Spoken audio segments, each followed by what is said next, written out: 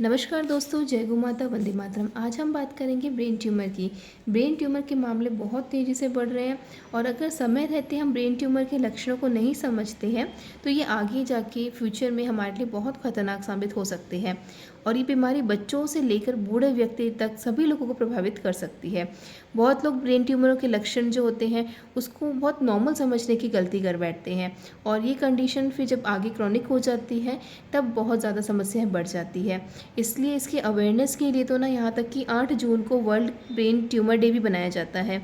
Brain tumour की condition को और इसकी जो गंभीरता को समझने के लिए कई चीज़ों को समझना पड़ता है, जैसे कि ब्रेन ट्यूमर क्या है, क्यों है, कैसे होता है, कैसे इससे बच सकते हैं। अब इसकी अधिक जानकारी के लिए वीडियो को अंत तक ज़रूर देखिएगा। आइए समझते हैं सबसे पहले ब्रेन ट्यूमर क्या है। ब्रेन ट्यूमर और ब्रेन कैंसर ये एक ही चीज़ नहीं है। कई बार इसको आप सेम समझने की गलती करते हैं। मस्तिष्क में होने वाली असमान कोशिकाएं के समूह को हम मस्तिष्क का ट्यूमर कहते हैं। ऐसी अवस्था में क्या होता है कि असामान्य कोशिकाएं होती हैं मस्तिष्क की, किसी भी हिस्से में हो सकती है। ब्रेन ट्यूमर कैंसर युक्त भी हो सकता है और कैंसर रहित, यानी मैलिग्नेंट और बिनाइन दोनों हो सकते हैं। कुछ ट्यूमर बहुत तेज़ी से बढ़ते हैं तो कुछ ट्यूमर का विकास बहुत धीरे होता है। जब ट्यूमर बढ़ता है तो स्कैल्प के भीतर दबाव बढ़ सकता है। ऐसी सिचुएशन में आपके स्वास्थ्य और मस्तिष्क को नुकसान पहुंचाती है और घातक हो सकती है। ब्रेन ट्यूमर और ब्रेन कैंसर ऐसे समझते हैं। ब्रेन ट्यूमर जब आपके मस्तिष्क से शुरू होता है और फैलता है, इसे हम प्राइमरी ब्रेन ट्यूमर कहते हैं। पर यह ज़रूरी नहीं कि हर ब्रेन ट्यूमर ब्रेन कैंसर होता है, लेकिन जब कैंसर आपके शरीर के अन्य भाग से शुरू होता है और ब्रेन में फैलता रहता है कंटिन्यूसली, उसे सेकेंडरी ब्रेन ट्यूमर या मेटास्टेटिक ब्रेन ट्यूमर भी कह सकते हैं हम।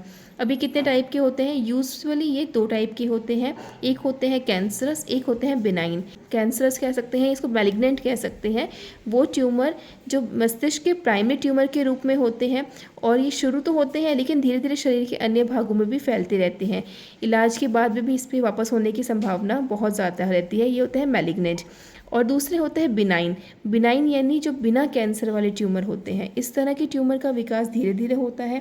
बिना कैंसर वाले जो ट्यूमर होते हैं ये दोबारा होने की संभावना इनकी बहुत कम होती है। अगर ये एक बार ठीक हो जाते हैं किसी भी थेरेपी से या किसी भी ट्रीटमेंट से, तो उसके बाद ये वापस इसका जो रीअकरेंस है उसके चांसेस बहुत ही रेयर होते हैं। अब इसके लक्षण क्या है, क्या सिम्टम्स है, कैसे पता चलेगा कि ब्रेन में ट्यूमर है? इसकी जो बिल्कुल स्टार्टिंग की जो स्टेज होती है या बिल्कुल शुरुआती लक्षण होते हैं उन्हें समझते हैं। इसमें जो सिम्टम्स मेन होते हैं वो होता है कि सिर में बार बार दर्द होना, सिर दर्द का धीरे धीरे बढ़ना, जो हमारा विज़न है यानी जो विजिबिलिटी है वो कम होना, जो दूर की दृष्टि है, आईसाइट है, वो कमज़ोर होना, शॉर्ट टर्म मेमोरी लॉस यानी बार बार किसी चीज़ को भूल जाना, नींद में कमी होना, दैनिक गतिविधियों में बदलाव होना, जो आपका डेली स्केड्यूल है उसमें कुछ चेंजेस होना या प्रॉपर ना कर पाना, सुस्ती होना, थकान होना, सोचने समझने की क्षमता में कमी होना या फिर डायरिया होना, वॉमिटिंग जैसा हर वक्त फील होना, या ये समझ लीजिए कि व्यक्तित्व में पूरा परिवर्तन आ जाता है, पूरी पर्सनैलिटी चेंज हो जाती है। अब ये होता क्यों है, क्या कारण है कि ब्रेन ट्यूमर होता है? देखिए, प्रॉपर किसी भी डिजीज़ का पर्टिकुलर एक ही रीज़न हो ऐसा पॉसिबिलिटी नहीं होती है, पर एक हम लोग अप्रॉक्स मान सकते हैं कि जो मैक्सिमम केसेस हमने जो देखे हैं इस चीज़ के, वो किस वजह से होते हैं? वो होते हैं रेडिएशन के दुष्प्रभाव से। अगर कोई पर्सन बार बार किसी रेडिएशन के प्रभाव में रहता है, कोई भी ऐसा काम करता है जहाँ रेडिएशन का इफेक्ट उस पर बहुत ज़्यादा पड़ता है, तो इसके चांसेस होते हैं। या फिर दूसरा होता है फैमिली हिस्ट्री। अगर परिवार में कभी पहले ये चीज़ रही हो, पहले एक ब्रेन ट्यूमर रहा हो, तो दूसरे व्यक्ति को होने की चांसेस हो सकते हैं। HIV में भी देखा गया है, कुछ एक पेशेंट्स ऐसे भी देखे थे। पहले से अगर किसी को कैंसर है, जिसको किसी अदर बॉडी पार्ट में है कैंसर, और उस टाइम उसने ट्रीटमेंट करा के उसको ठीक कर दिया था, अब ये रीअकरेंस हुआ है तो इसमें होने के चांसेस होते हैं। तो कई सारे फैक्टर्स इसमें मैटर कर सकते हैं, बट ध्यान रखने वाली बात यही है कि आप अपने बॉडी को समझिए। कभी भी कोई चेंजेस ऐसा फील हो रहा है, आप तुरंत अपने आसपास किसी अच्छे डॉक्टर से, अच्छी जगह से जो इस चीज़ में जानकारी रखते हैं वहाँ से संपर्क करें। इस चीज़ के लिए आप जागरूक रहे। अगर आपने स्टार्टिंग में इनिशियल स्टेज पे इस पर ट्रीटमेंट करते हैं, क्योर करने के लिए ट्राई करते हैं, तो बिल्कुल संभावनाएं हैं कि बिना किसी दिक्कत के आप पूरी तरह से ठीक हो सकते हैं। बस किसी भी बीमारी को गंभीर रूप तक होने तक का वेट कभी नहीं करना चाहिए। अब इससे अधिक जानकारी के लिए आप संस्थान में संपर्क कर सकते हैं। ब्रेन ट्यूमर के कई सारे केसेस यहाँ से बिल्कुल ठीक हुए हैं। ऐसे पेशेंट जो अपने परिजनों को पहचान नहीं पा रहे थे, जिनका कई बार ऐसे पेशेंट्स होते थे जिनको जो नर्व्स होती है वो डिफेक्ट हो जाती थी, जिसकी वजह से उनके पर्टिकुलर कुछ बॉडी पार्ट्स काम नहीं कर पाते थे। किसी को बोलने में दिक्कत होती है, किसी को हाथ की मूवमेंट दिक्कत करती है, किसी को पैर की होती है।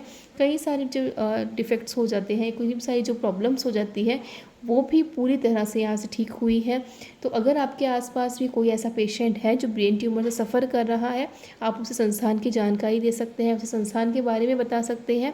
अधिक जानकारी के लिए ये जो नंबर दिया गया है इस पे आप निःशुल्क परामर्श ले सकते हैं, जिसमें कि आपको पूरी गाइडेंस दी जाएगी कि कैसे ट्रीटमेंट होता है, क्या कर सकते हैं, किन चीज़ों का आपको विशेष परहेज करना है और ध्यान रखना है।